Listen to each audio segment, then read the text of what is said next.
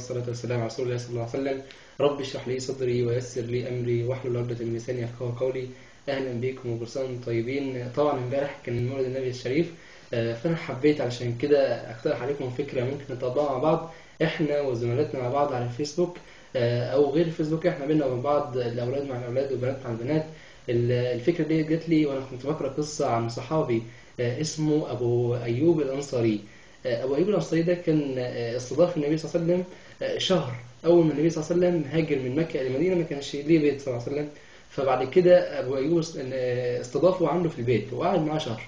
فهنيجي مع بعض بس سريعا نشوف مشاهد اللي حدثت بين أبو أيوب وسيدنا محمد صلى الله عليه وسلم. أول حاجة نوصفها مع بعض بيت أبو أيوب. البيت بتاع أبو أيوب كان عبارة عن دورين، دور أرضي ودور علوي.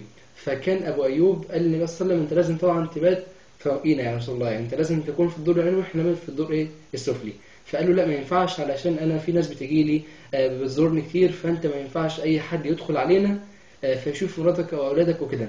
فقال له طيب ماشي يا رسول الله. ففعلا سيدنا محمد أول ليلة بات عند أبو أيوب الأنصاري في الدور الأرضي. فبعد كده جه هو الليل كده في منتصف الليل، في يعني زي ازازه ميه مثلا على ايامنا دلوقتي مثلا اتكبت على الارض. فابو ايوب الانصاري اول ما شاف الميه بتتكب على الارض فخاف احسن في نقطه تنزل على النبي صلى الله عليه وسلم ولا حاجه، فاخذ اللحاف بتاعه رضي الله عنه، وكان الجو برد وما فيش الا هو اللحاف واحد، وبدا يمسح به الميه علشان كان خايف ان اي نقطه تنزل على النبي صلى الله عليه وسلم. كان بيحبه.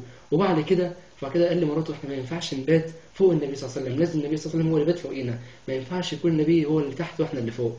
ففعلا تاني يوم قال لي يا رسول الله انا خلاص مش قادر، بجد انا خلاص مش قادر، لازم حضرتك تطلع فوق تبات في الدور العلوي واحنا نبات في الدور الارضي. ففعلا النبي صلى الله عليه وسلم اقتنع وحس ان ابو ايوب فعلا مش قادر يبات وهو فوقيه.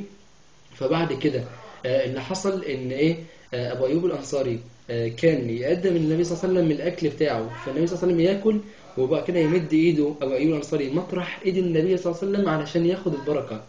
فكان بيحبه فعلا، كان بيحبه بجد. فدي كانت بعض المشاهد اللي مذكوره في الحديث عن الاستضافه بتاع ابو ايوب الانصاري وسيدنا محمد صلى الله عليه وسلم.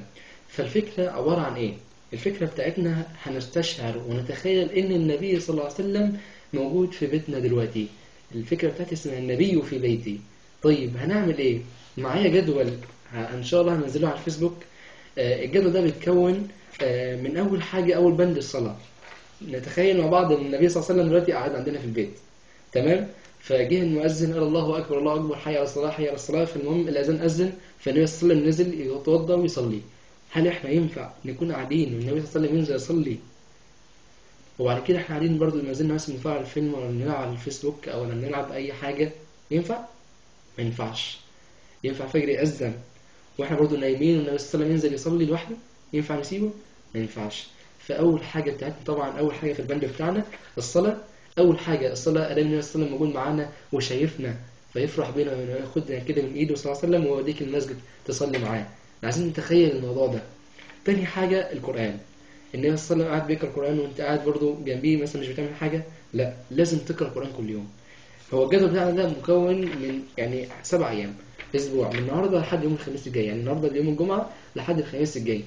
فتاني بند القرآن أنا عايز تقرأ صفحة واحدة بس من القرآن بس، علشان ما تقولش يعني يا رسول الله يعني يعني أنا ما بقرأش القرآن. لا أنا فعلا كل يوم بحاول أقرأ على قدر الإمكان وأحاول أستفيد من قراءة ديت. فتاني بند معانا القرآن. تالت حاجة بر الوالدين. مامتي دخلت عليا بتقول لي يلا يا أحمد انزل هات لي طلب معين. ما ترحميني بقى، انت ما فيش الا انا في البيت ده، هو انا كل شويه تقولي طلبات طلبات طلبات؟ انا عايز العب شويه على الفيسبوك، انا عايز مش عارف اكلم واحد صاحبي، انا عايز اتصل بواحد صاحبي، انا عايز اخرج. ينفع والنبي صلى الله عليه وسلم قاعد؟ ما ينفعش. فاول ما مامتي تطلب مني طلب او والدي يطلب مني طلب لازم اعلمه، لازم اكلمه باحترام وانزل ادي الطلب بتاعي ده. ما ينفعش يبقى النبي صلى الله عليه وسلم قاعد جنبيا وانا اعمل كده، ما ينفعش انا ازعق كده. يعني هنتعود ونتخيل ان النبي صلى الله عليه وسلم قاعد جنبيا دلوقتي ومامتي دخلت عليا تطلب مني طلب، فانا قلت لها حاضر يا ماما انا هقوم اعمل كذا. فاللي بعد كده العلاقه الاجتماعيه بيننا وبين بعض، او صله الارحام. ممكن نخليها مثلا تتصل بقريبك بجدك، تتصلي مثلا بخالتك، تتصلي بعمتك، تتصل بواحد صاحبك، تتصل بواحدة صاحبتك، تعملوا علاقة اجتماعية، مودة ومحبة بيناتكم. اللي بعد كده دعوة على الفيسبوك. كل يوم وانت قاعد لو مرة واحدة حتى تنشر حديث عن النبي صلى الله عليه وسلم، تنشر آية قرآنية نستفيد منها ونطلع منها بقيمة معينة، تنشر مقطع فيديو معين تاخد منه ثواب والناس تستفيد وتعم الخير كله على الناس، وانت قاعد في بيتك معزز مكرم عمال تاخد ايه في ثواب. اخر حاجة ركعتين قيام الليل. اصل النبي صلى الله عليه وسلم كان بينام اول الليل وبعد كده يستيقظ اخره لكي يقيم الليل. فانت مش هينفع برضو تكون النبي صلى الله عليه وسلم قاعد بيقوم الليل وانت ستك قاعد لافف نفسك كده باللحاف ونايم، ما ينفعش.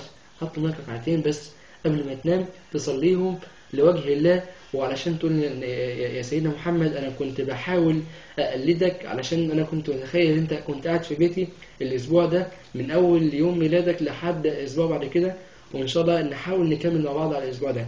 الاسبوع ده هيعدي عليه اثنين وخميس، الناس اللي تقدر تصوم يا ريت. اصل انت هتلاقي النبي صلى الله عليه وسلم برضو قاعد معاك، مش هتلاقيه فطر ولا حاجه، هتلاقيه هيفضل صايم صلى الله عليه وسلم لحد المغرب وبعد كده يفطر، فانت ممكن تصوم معاه صلى الله عليه وسلم. اخر نصيحه عايز اوجهكم بيها او انصحكم بيها، كتاب اسمه اخلاق الرسول صلى الله عليه وسلم للشيخ محمود المصري. الكتاب ده بيلم حاجات كتيرة من أخلاق النبي صلى الله عليه وسلم ومواقف كتيرة لأخلاق النبي صلى الله عليه وسلم. فإحنا مع بعض ممكن نشوف الكتاب ده في أي مكتبة جنبينا وننزل نشتريه ونبدأ نقراه، وكتاب سهل جدا وأسلوبه بسيط جدا. نقرأ نتعلم النبي صلى الله عليه وسلم قد إيه كان أمين وقد إيه كان صادق، قد إيه كان مخلص لله، قد إيه كان مبتسم صلى الله عليه وسلم على طول. هو ده هي دي الفكرة بتاعتنا، وهي دي النصيحة اللي هي كتاب أخلاق الرسول صلى الله عليه وسلم نحفظها إن شاء الله. الجدول ده هننزله على الفيسبوك متصور، ونحاول نتابع مع بعض، واشوفكم إن شاء الله المرة الجاية، وجزاكم الله خيرا. سبحانك اللهم وبحمدك، أشهد أن لا إله إلا أنت، أستغفرك وأتوب إليك، والسلام عليكم ورحمة الله وبركاته.